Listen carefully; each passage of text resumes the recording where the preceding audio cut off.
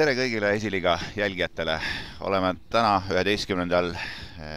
mail emadepäeval saanud kokku siin Elva mändide all linnastaadionil, kus õige pea alustame Esiliiga 10. vooru kohtumisega.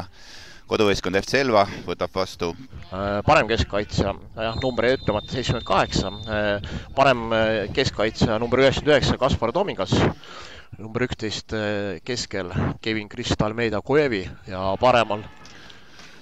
Ja ega midagi, jõudnud siin koostöödega lõpunigi, kui esimene rünnak Nõmme Kaljul tõi nurgalöögi ja sealt juba avavärav Nõmme Kaljule peaga nurgalöögist hetkel jäi veel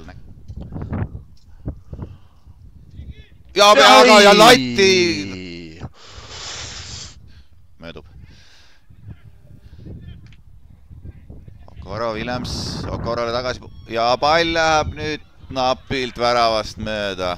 Pikendajad. Et varasemalt on selleks meheks olnud Martin Thompson, aga hetkel ja nüüd on Okoro palliga ja blokk ees. Väga hea löök. Kiirele vasturünnakule juba Kalju. Kuevi, pall kasti taha posti, seal number 4, palli peaga ja pall väravas ei lähe. Paju ja pall lahti ja järjekordselt viga. Ja Kalju mängib siis nüüd siin selle veaolukorra lühidalt lahti, üritab kastipalli panna. Aga sealt tuleb peale löök ja Kruus tõrjub selle.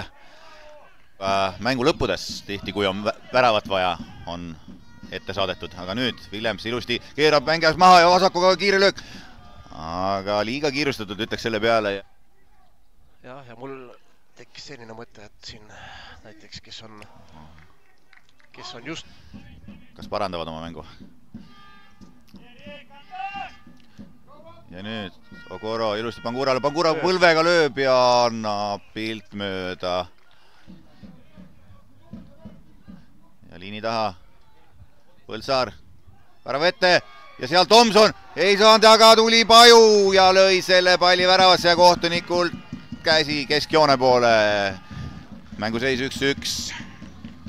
No, andis alles oodata seda, ütleme nii, Elva fännidel. Kui nüüd õigesti aru saan, siis äkki 7. Rünnak jätkub, Pangura.